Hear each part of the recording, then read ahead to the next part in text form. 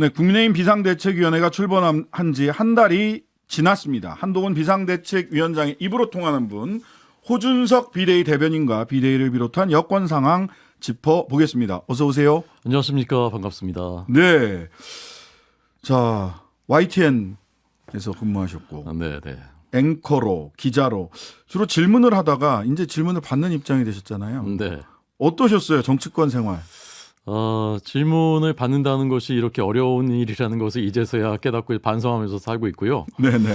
정치에 이제 입문을 해보니까 두 가지가 이제 크게 달라지는데 네. 전보다 훨씬 더 부지런해지게 되고요. 전보다 훨씬 더 이제 겸손해지게 되고 전보다 이제 훨씬 더 말하는 것보다 이제 듣게 되더라고요. 그래서 그런 면에서 저의 어떤 인격, 인생에도 되게 좋은 경험이다 생각하고 감사하면서 하고 있습니다. 부지런해진다는 거는 보통 대변인이 새벽같이 일어나셔야 되잖아요. 아침 브리핑 뭐 이런 거 하려면. 네.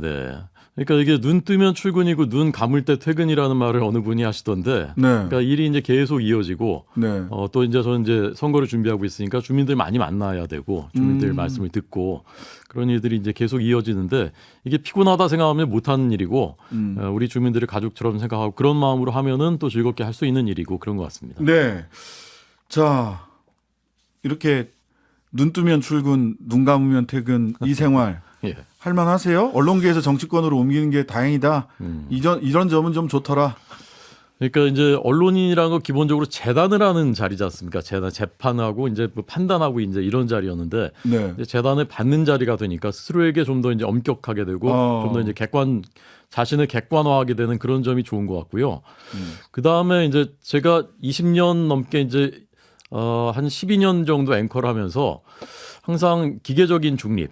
그러니까 제 얘기는 할 수가 없는 자리였거든요, 늘. 네네. 제가 하고 싶은 얘기, 제가 옳다고 생각하는 얘기 그런 것들을 할 수가 없었는데 지금은 이제 그런 것들을 할 수 있다는 점은 굉장히 뭐 행복하기도 하고 그렇습니다. 네. 자, 그러면 이제 본인의 얘기, 제 얘기를 한번 직접 들어보도록 하겠습니다. 네. 먼저 자, 비대위 한 달, 국민의힘 비대위 한 달 네. 평가를 좀 해주시죠. 비대위 회의에 이렇게 들어가면 저는 제가 꼭 거기에 소속돼 있어서가 아니라 굉장히 건강하고 밝은 에너지를 느낍니다. 네. 왜냐하면 젊은 분들이고 많은 분들이 그다음에 각 분야에서 전문가들이고 사심없이 나라를 위해서 이런 그 발제들을 하는구나. 그러니까 굉장히 다양한 얘기들이 오가거든요. 예를 들면 폐지 줍는 어르신들에 대한 얘기를 발제하시는 분도 있고 네. 또 육아 얘기를 이제 하시는 분도 있고 자립 청년 얘기를 하시는 분들도 있고 네. 그래서 저는 이런 게 앞으로도 집권 여당 지도부가 꼭 전당대회에서 투표로 뽑힌 정치인들만 할 것이 아니라 네. 이렇게 연령이나 뭐 출신이나 이런 것들이 다양하게 이렇게 구성된 그래서 국민들의 목소리를 다양하게 대변할 수 있는 이런 지도부가 꾸려졌으면 좋겠다라는 그런 마음이 들 정도로 굉장히 저는 그 건강하고 밝게 보고 있고요. 네.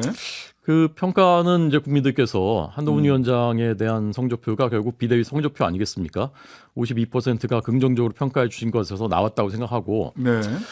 그럼에도 불구하고 아쉬운 부분이 있다면 네. 저는 그게 2%가 아니라 48%라고 생각합니다. 네. 긍정적으로 평가하지 않으신 분들 네. 그 국민들의 마음을 계속 저희가 얻어나가고 또 노력하는 것은 저희의 과제라고 생각합니다. 자, 이제 두 가지 부분이 있을 수 있습니다. 네. 하나는 한동훈 위원장 개인에 대한 관심과 인기가 국민의힘 당 지지율로 이어지지 않는다라는 게 이제 가장 많이 지적되는 지점이고, 네. 그리고 또 하나는 물론 위원장으로 이제 상징화돼 있긴 하지만 네. 다른 비대위원 누가 있는지 국민들이 아무도 몰라요. 김경류 위원 아시지 않습니까? 예, 그분만 압니다. 네, 박은식 위원도 아시고요. 부자룡 위원도 아시고 제가 그러니까 그런 분들이 계시다는 건 아는데 네. 김경률 위원을 제외하고 다른 분들이 네. 어떤 정치적 메시지나 어떤 행위를 한다라는 거는 예. 별로 안 보이거든요. 그러니까 그게 좀 저도 아쉬운 부분인데 아쉬운 부분이 예. 맞습니까? 한지아 위원이라 장서정 위원, 윤도현 위원 이런 분들이 제가 아까 말씀드린 젊은 전문가들이고 다양한 얘기들을 근데. 그렇게 이제 모두 발언이 유튜브를 통해서도 사실 다 생중계가 되고 기자들에게 다 네. 공개가 되거든요. 예. 근데 이제 저도 기자였지만 기자들이 이제 그 중에서 이제 김경류 의원 발언이나 이런 부분만 주로 쓴단 말입니다. 예. 그러니까 이제 국민들께 좀 덜 다가가지만 실제로 회의에서는 그런 분들의 발언이 굉장히 많은 비중으로 할애돼서 논의가 되거든요. 네.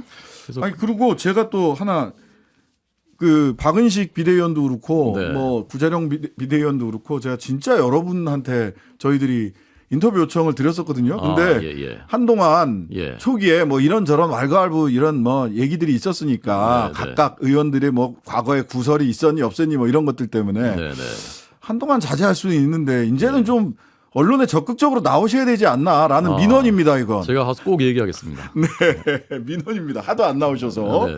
자, 그다음에 이 부분 아까 이게 더 본격적인 부분일 텐데 한동훈 비대위원장에 대한 관심은 높아졌는데 당 지지율의 변화가 없다. 그다음에 정권 심판론과 정권 지원론도 뭐 큰 변화가 없다. 최근에 발표된 여론조사에서는 변화가 상당히 유의미한 변화가 있었던 것으로 저는 알고 있고요. 그래요? 국민들께서 당연히 이제 그것을 이제 저는 판단하고 계실 것이라 생각하고 그것이 지금 연결되는 수치도 있고 앞으로 이제 서서히 연결될 수치도 있다고 생각하고 저는 그런 것 같습니다. 국민들께서 지금 이 윤석열 정부가 앞으로 변화될 가능성이 있는가?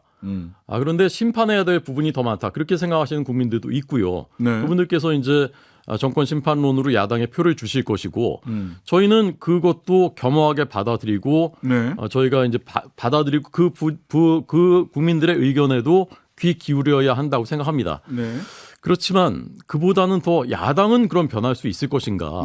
야당이 총선에서 이긴다면 더 변하기 어렵지 않을까라고 생각하는 국민들이 더 많지 않은가. 제 체감엔 그렇고 앞으로 이제 70일 정도가 남았는데 지금 같은 양상이 이어진다면은 그 비율은 더 높아지지 않을까 그렇게 생각합니다. 알겠습니다. 자, 최근에 소위 김건희 여사 사과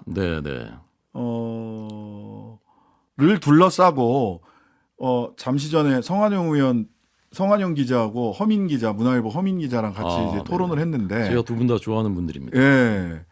미래 권력과 현재 권력이 충돌을 한 거고 저변의 본질은 그리고 그 계기는 김건희 여사 리스크를 어떻게 처리를 할 거냐에 대한 용산과 한동훈 비대위원장 간의 의견 차이이고 이다. 따라서 지금 이 갈등이 잠불진화 아직 안 됐다라는 게 두 분의 공통된 의견이에요. 이거 잠불진화 다 끝난 겁니까? 봉합이란 말을 이제 많이 하는데 봉합이 이제 꿰매놓는다라는 얘기지 않습니까? 그러니까 대충 꿰매놨다 이런 뉘앙스가 있는데 저는 이제 몇 년 전에 이제 팔을 크게 다쳐서 수술한 적이 있는데 꿰매는 게 굉장히 중요하더라고요. 꿰매놔야 거기서 이제 뼈도 붙고 조직도 재생되고 지금 이제 팔이 멀쩡해졌습니다. 그래서 지금 전 잘 봉합이 됐고 그다음에 또 오찬 같이 2시간 넘게 하시면서 또 생각보다 더 빠른 속도로 재생되네. 뼈가 붙네 이런 것들 이제 국민들이 느끼셨고 그것은 개인적인 신뢰 그다음에 두 분이 다 국가를 먼저 생각하는 그 진심이 있기 때문에 저는 가능한 장면이었다고 생각하고요. 김건희 여사 부분은 저는 또 이렇게 서로 말다툼하다가 또 그냥 지나가고 이렇게 되면 저는 국가적으로 좋지 않다고 생각합니다. 어떻게 해결해야 됩니까? 이번에 제도와 시스템 특히 특별감찰관실 문재인 정부 때 5년 동안 특별감찰관은 임명하지 않으셨습니다. 그리고 이 정부 들어서도 우상호 당시 비대위원장 민주당에서 우리 입장에서는 특별감찰관 안 하고 김건희 여사가 사고 치는 걸 보는 게 더 재미있다라고 말씀하셨는데 이건 여당이나 야당이나 지금 정부나 다음 정부나 특별감찰관은 법으로 만들어 놓은 것이고 임명을 해야 되는 것입니다. 자, 잠시만요. 특별감찰관은 미래의 일이고 지금 국민들이 궁금한 거는 김건희 여사의 과거의 행적들이에요.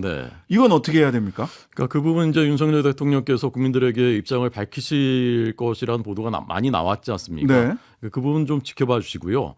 그다음에 또 한 가지 측면은 친북 성향의 그런 행보들을 많이 해왔던 사람이 권력의 심장부에 일부러 나쁜 의도를 가지고 접근해서 몰카로 함정으로 그런 일을 했고 그것을 민주주의에 꽂힌 선거에 이용하려고 했다. 이것은 이것대로 야당도 심각한 문제의식을 공유해 주시고 이 문제는 이 문제대로 함께 또 풀어나가야 된다고 저는 생각합니다. 저 그 부분을 바로 받아서 제가 하나 궁금한 거 여쭤보면 친북 성향의 목사라는 분이 거기를 갔단 말이에요. 근데 그것도 엑스레이로 다 이렇게 검색해서 갔어요. 대통령실에 문제 있는 거 아닙니까? 잘못한 거죠. 그것도 고쳐야 됩니다. 매우 잘못한 거죠. 저는 그게 더 걱정되던데. 앞으로 그런 일 없도록 해야 되겠고 저희도 노력하겠습니다. 자, 그러면 대통령이 대담 형식으로 이 부분에 대해서 입장을 밝힐 것 같다라는 게 이제 허민 기자의 예상이었거든요. 네. 취재 결과였거든요. 예, 예. 그 기다리면 됩니까? 그런 기사들이 점점 더 많이 나오고 이제 빈도와 강도가 높아지는 것으로 봐서는 그런 방향인 것 같습니다. 자, 봉합이 윤한 두 분 간에 봉합이 잘 됐는가가 바로 바로미터로 올라왔던 게 네. 소위 윤희숙 전 의원을 띄우는 발언을 했어요. 네. 한동훈 비대위원장이. 네, 네. 근데 그 자리가 대통령실 행정관 출신 이 바로 제가 성함을 갑자기 까먹었는데 바로 사실은 불만을 제기했어요. 네. 자, 그러면은 여기서도 당장 소위 사천 논란 내지는 네. 용산 출신과 한동훈 비대위원장이 손들어준 윤희숙 전 의원 사이에 네. 힘겨루기가 용산과 한동훈의 힘겨루기가 공천 과정에서 드러날 수밖에 없다라고 네. 언론에서 많이 얘기해요. 예. 어떻습니까? 그건 좀 이제 재밌게 보시려는 분들의 시각인 것 같고 진짜요? 그 행정관 용산 출신 행정관 권오연 행정관이요. 네네네. 예. 그분 저도 최근에 어느 방송에서 만났는데 네. 그분이 용산의 대표다, 용산 출신을 대변한다 이렇게 하기에는 좀 어폐가 있는 것 같고요. 네. 96년, 2000년에도 저는 정치부 기자로 이제 그 총선 네. 취재했었는데 네.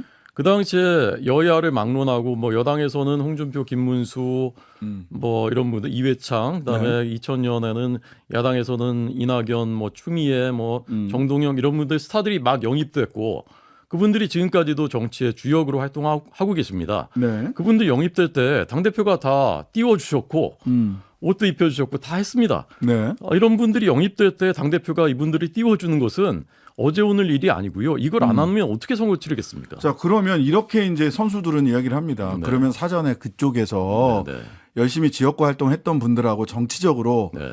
이렇게 서운하지 않도록 얘기를 하고 네. 그다음에 손을 들어야 되는데 한동훈 비대위원장이 정치를 처음 하다 비기너다 보니까 초짜다 보니까 네. 그런 작업 없이 손들다가 계속 잡음이 나지 않냐. 그 이제 유니스 의원 건은 해당 안 되는 것 같고요. 아, 그래요? 그 앞에 이제 김경률 위원 건이 예, 예. 조금 이제 현장에서 미숙한 부분이 있었던 건데 예, 예. 그건 김경률 위원께서도 아니, 권오연 이분도 반발하시던데 아니, 근데 그거는요. 언론에 나온 거 보니까 여튼 그래서 모든 지역구에서 예. 다 그런 갈등과 마찰은 있을 수밖에 없습니다. 제 지역구도 마찬가지입니다. 네. 누가 새로 가면 원래 있던 분하고 경쟁도 해야 되고 경쟁하다 보면 마찰음이 생길 수밖에 없는 거거든요. 네네. 근데 그것이 모두 다 문제다라고 하면은 이 공천은 못 합니다. 선거는. 네네. 자, 386 특권 운동권 심판해야 된다. 네네. 이런 얘기 많이 하시잖아요. 예. 정권 심판론보다 386 운동권 심판론이 더 국민들 마음을 얻을 거다 이런 확신 가지고 계시는 겁니까? 저는 이제 운동권이 두 가지가 있다고 생각합니다. 네. 첫째는 운동한 경력을 가지고 특혜와 10초 권력을 남았어요. 진짜요? 예. 그런 분들이 있고 예. 그런 분들 이제 그만하시라. 이분들이 민생 발목 잡는 이념의 정책으로 하셨으니까 이분들 퇴장하라는 얘기지. 네. 그것은 전 국민적인 공감대라고 생각하고 알겠습니다. 왜 다 그 얘기를 하겠습니까? 국민들이 원하시니까 하는 겁니다. 네, 호준석 국민의힘 비대위 대변인이었습니다. 감사합니다. 감사합니다. 네. 하루 종일 기다려지는 진짜 시사. 평일 저녁 6시 5분 신장식의 뉴스 하이킥.